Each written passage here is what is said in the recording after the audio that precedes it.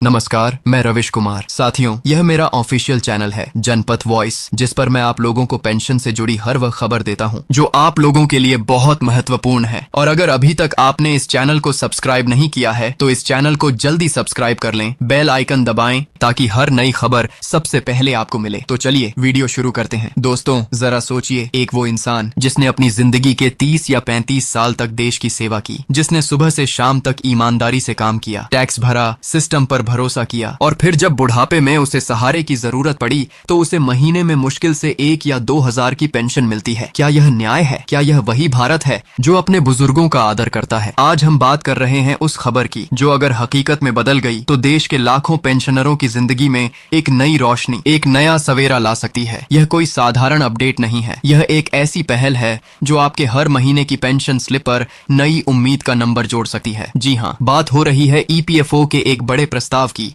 जिसमें चर्चा चल रही है पेंशन के साथ महंगाई भत्ता यानी डीए बोनस जोड़ने की। सुनकर यकीनन दिल को सुकून मिलेगा, क्योंकि जो रकम आज महीने दर महीने आपके खाते में आती है वही रकम कल को हर 6 महीने में अपने आप बढ़ने लगे। ये किसी सपने जैसा लगता है, लेकिन दोस्तों, यह सपना अब धीरे धीरे हकीकत की ओर बढ़ता दिखाई दे रहा है। ईपीएफओ के दफ्तरों में पिछले कुछ महीनों से इस मुद्दे पर लगातार बैठकों का दौर चल रहा है। हर मीटिंग में एक ही सवाल गूंज रहा है, क्या अब वक्त आ गया है कि ईपीएस 95 योजना को एक नई दिशा दी जाए? क्या अब पेंशन को स्थिर नहीं बल्कि गतिशील बनाना चाहिए, ताकि वह महंगाई के साथ अपने आप बढ़ती रहे? और इसी सोच के साथ एक नया प्रस्ताव सामने आया है, पेंशन के साथ डीए बोनस जोड़ने का। अब जरा एक पल के लिए अपनी पेंशन स्लिप को याद कीजिए। उसमें जो फिक्स रकम लिखी होती है वही महीने दर महीने आती है ना, उसमें कोई बदलाव ना कोई बढ़ोतरी। अब सोचिए, अगर उसी स्लिप पर एक नई लाइन जुड़ जाए, डीए बोनस 400 या महंगाई भत्ता 500 जोड़ा गया, तो आपको कैसा लगेगा? वह दिन किसी त्योहार से कम नहीं होगा। ईपीएफओ के अधिकारी इस विचार पर गंभीरता से काम कर रहे हैं। उनका मानना है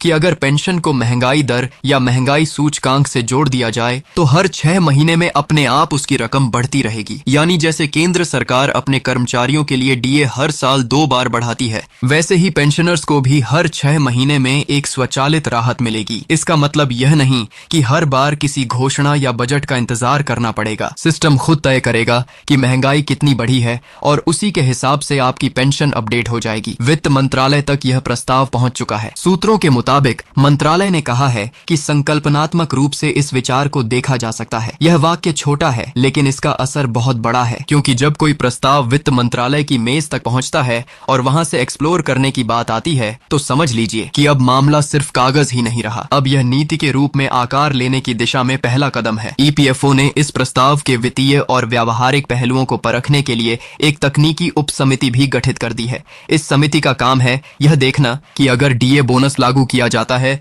तो इसका असर फंड पर कितना पड़ेगा, कितना खर्च बढ़ेगा और यह योजना लंबे समय तक टिकाऊ रह पाएगी या नहीं। बताया जा रहा है कि अगर सब कुछ ठीक रहा तो साल 2026 से पहले ही यह नया फार्मूला लागू किया जा सकता है। अब सोचिए, जब हर 6 महीने में आपकी पेंशन बढ़ेगी तो त्योहारों का मौसम आपके लिए और भी खुशियों भरा होगा। किसी को दवाइयों का खर्च निकालने में राहत मिलेगी, किसी को बिजली का बिल भरने में सहूलियत, किसी को अपने बच्चों या पोते पोतियों के लिए कुछ अतिरिक्त देने की खुशी। यही तो असली पेंशन का मतलब है, बुढ़ापे में सम्मान के साथ जीने की सुविधा। लेकिन दोस्तों, हर बड़ी उम्मीद के रास्ते में कुछ बड़ी चुनौतियां भी खड़ी होती हैं। यही हाल इस प्रस्ताव का भी है। ईपीएफओ के फंड पर पहले से ही लगभग 16,000 करोड़ से अधिक का वित्तीय गैप बताया जा रहा है, यानी पहले से ही पेंशन फंड पर दबाव है। ऐसे में अगर डीए बोनस लागू कर दिया जाता है तो अगले 5 सालों में सरकार पर करीब 10,000 करोड़ का अतिरिक्त बोझ पड़ सकता है। अब सवाल उठता है, क्या सरकार इस बोझ को उठाने के लिए तैयार होगी? वित्त मंत्रालय की प्राथमिकता हमेशा से रही है, पहले फंड फिर फार्मूला। यानी पहले यह साबित किया जाए कि फंड इतना मजबूत है कि वह आने वाले वर्षों में भी स्थिर रह सके। अगर फंड में कमजोरी है तो नए लाभ देना वित्तीय दृष्टि से जोखिम भरा होगा। यही वजह है कि मंत्रालय ने फिलहाल इस प्रस्ताव को रिव्यू मोड में रखा है। ना हाँ कहा है, ना बस समीक्षा जारी है। अब आप सोचिए, कितनी बार ऐसा हुआ है कि कोई प्रस्ताव आया, पेंशन बढ़ाने की बात हुई, बैठकें हुई और फिर सब कुछ रिव्यू अंडर प्रोसेस कहकर ठंडे बस्ते में चला गया। याद कीजिए, जब न्यूनतम पेंशन को 1,000 से बढ़ाकर 2,000 करने की चर्चा चली थी, कितनी बार फाइल घूमी, कितनी बार मीटिंग्स हुई, लेकिन नतीजा वही, विचाराधीन। यही डर इस बार भी लोगों के मन में है,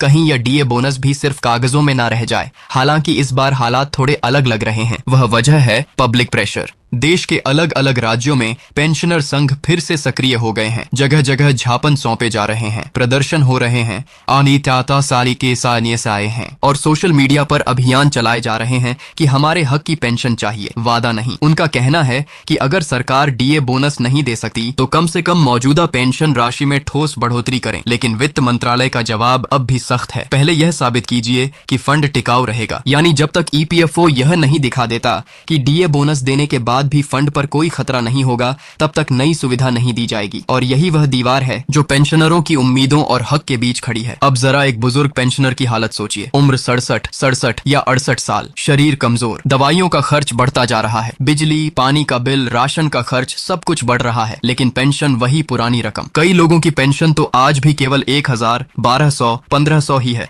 इतने में आज के समय में तो किसी का गैस सिलेंडर भी नहीं भरता। क्या ये किसी भी देश के लिए गर्व की बात हो सकती है कि उसके बुजुर्ग इतनी मुश्किल में जी रहे हैं? और फिर जब खबर आती है कि डीए बोनस पर विचार चल रहा है तो दिल में उम्मीद की एक किरण जागती है। लगता है कि शायद अब सरकार को हमारी सुनाई दे रही है। लेकिन अंदर की कहानी हमेशा इतनी आसान नहीं होती। हर योजना को दर्जनों फाइलों, नोटिंग्स, अनुमोदनों और समीक्षाओं से गुजरना पड़ता है। यही वह बारीक कागजी प्रक्रिया है जो किसी सपने को हकीकत बनने से रोक देती है। फिर भी उम्मीद अब भी जिंदा है, क्योंकि जब तक पेंशनर अपनी आवाज उठाते रहेंगे, जब तक ईपीएफओ और सरकार पर दबाव बना रहेगा, तब तक यह मुद्दा खत्म नहीं होगा। शायद अगली सेंट्रल बोर्ड ऑफ ट्रस्टीज की बैठक में या आने वाले केंद्रीय बजट में सरकार इस प्रस्ताव को आगे बढ़ाने का फैसला करें, क्योंकि अब सरकार भी जानती है कि देश के करोड़ों पेंशनर उसकी हर चाल पर नजर रखे हुए हैं। अगर यह प्रस्ताव लागू होता है तो हर पेंशनर को सालाना लगभग 3000 से 5000 का अतिरिक्त लाभ मिलेगा। यह रकम किसी बुजुर्ग के लिए बहुत बड़ी राहत साबित होगी। किसी के लिए यह दवा का खर्च है, किसी के लिए सर्दी में कंबल खरीदने का सहारा। ऐसे में अगर सरकार इस कदम को मंजूरी देती है तो यह सिर्फ एक आर्थिक फैसला नहीं बल्कि एक नैतिक जिम्मेदारी का निर्वहन होगा। क्योंकि बात सिर्फ पैसे की नहीं है, बात है सम्मान की। जिसने अपनी जवानी देश को दी, उसे बुढ़ापे में तिरस्कार नहीं, सहारा मिलना चाहिए। डीए बोनस का यह प्रस्ताव उसी सम्मान की ओर एक कदम है। लेकिन अगर सरकार ने इसे ठंडे बस्ते में डाल दिया तो वही पुराना सवाल फिर उठेगा। क्या पेंशनर सिर्फ वोट बैंक हैं जिन्हें चुनाव के समय याद किया जाता है और बाकी समय भुला दिया जाता है? आज जरूरत है कि इस सवाल का जवाब सिर्फ सरकार ही नहीं बल्कि पूरा समाज दे। हर नागरिक, हर युवा को यह समझना होगा कि पेंशनरों के अधिकारों की लड़ाई सिर्फ बुजुर्गों की नहीं बल्कि पूरे समाज की लड़ाई है। क्योंकि एक दिन हर किसी को रिटायर होना है और अगर आज सिस्टम सुधरा नहीं तो कल वही तकलीफ हमें भी झेलनी पड़ेगी। ईपीएफओ और वित्त मंत्रालय के बीच अब जो खींचतान चल रही है वह समाज में बड़ा सीखल पार करेगा। इसी सोच का टकराव है। ईपीएफओ चाहता है कि पेंशन को जीवंत बनाया जाए, यानी महंगाई के साथ बदलती रहे, लोगों को समय समय पर राहत मिले, जबकि वित्त मंत्रालय का कहना है कि पहले फंड को मजबूत किया जाए ताकि भविष्य में कोई वित्तीय संकट न आए। एक तरफ संवेदना है, दूसरी तरफ अनुशासन, और इन दोनों के बीच फंसे हैं वह लाखों पेंशनर जिनकी हर सुबह एक ही सवाल के साथ शुरू होती है, क्या इस बार कुछ बदलेगा? कितनी बार फाइलें घूमी हैं, कितनी बार समितियां बनी हैं, कितनी बार कहा गया है कि अगली बैठक में फैसला होगा, लेकिन नतीजा वही, ढाक के 3 पात। फिर भी हर बार उम्मीद टूटती है और फिर नए सिरे से बनती है। यही इंसान की ताकत है, उम्मीद, और यही उम्मीद आज भी जिंदा है। अगर सरकार वास्तव में इस प्रस्ताव को लागू कर देती है तो यह देश के वरिष्ठ नागरिकों के प्रति कृतज्ञता का प्रतीक होगा।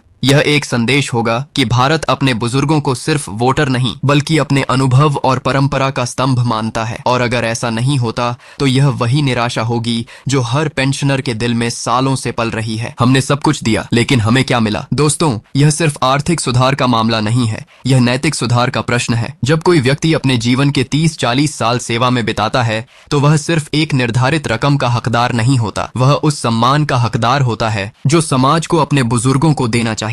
डीए बोनस का प्रस्ताव उस सम्मान की पहली सीढ़ी है। अब बारी है सरकार की कि क्या वह इस बार सिर्फ आश्वासन देगी या वास्तव में कदम उठाएगी। क्या वह उन 10,000 करोड़ के वित्तीय जोखिम से डर जाएगी या इसे एक निवेश मानेगी उस पीढ़ी में जिसने देश को खड़ा किया। यह फैसला आने वाले कुछ महीनों में साफ हो जाएगा। लेकिन एक बात तय है, जब तक पेंशनर संगठित रहेंगे, जब तक आवाज उठती रहेगी, तब तक यह मुद्दा दबाया नहीं जा सकेगा। आज सोशल मीडिया ने इस आंदोलन को और ताकत दी है। हर पोस्ट, हर वीडियो, हर कमेंट एक नई नई ऊर्जा पैदा कर रहा है। लोग लिख रहे हैं डीए बोनस आना ही चाहिए, हमारे हक की पेंशन चाहिए, वादा नहीं। और यह नारा अब सिर्फ नाराजगी का प्रतीक नहीं बल्कि जागरूकता का प्रतीक बन गया है, क्योंकि यह लड़ाई सिर्फ पैसे की नहीं बल्कि आत्मसम्मान की है। जब एक पेंशनर कहता है कि मेरी दवाइयों का खर्च भी पेंशन से पूरा नहीं होता, तो यह सिर्फ उसकी तकलीफ नहीं बल्कि पूरे सिस्टम की असफलता का आईना है। इसलिए दोस्तों, अब वक्त है जागरूक रहने का, संगठित रहने का, सबसे जागरूक का, आत्मसम्मान की लड़ाई का, क्योंकि बदलाव कभी ऊपर से नहीं आता, वह हमेशा नीचे से उठती आवाज से आता है।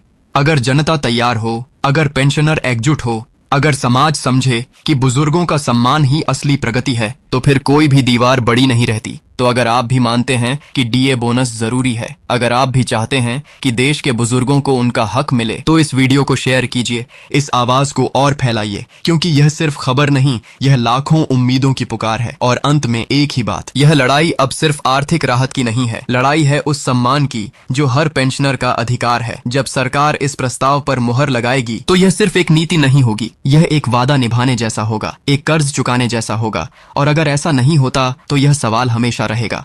तो दोस्तों, जनपथ वॉइस को सब्सक्राइब करें, शेयर करें और इस मुद्दे पर अपनी राय कमेंट में जरूर बताएं। नमस्कार।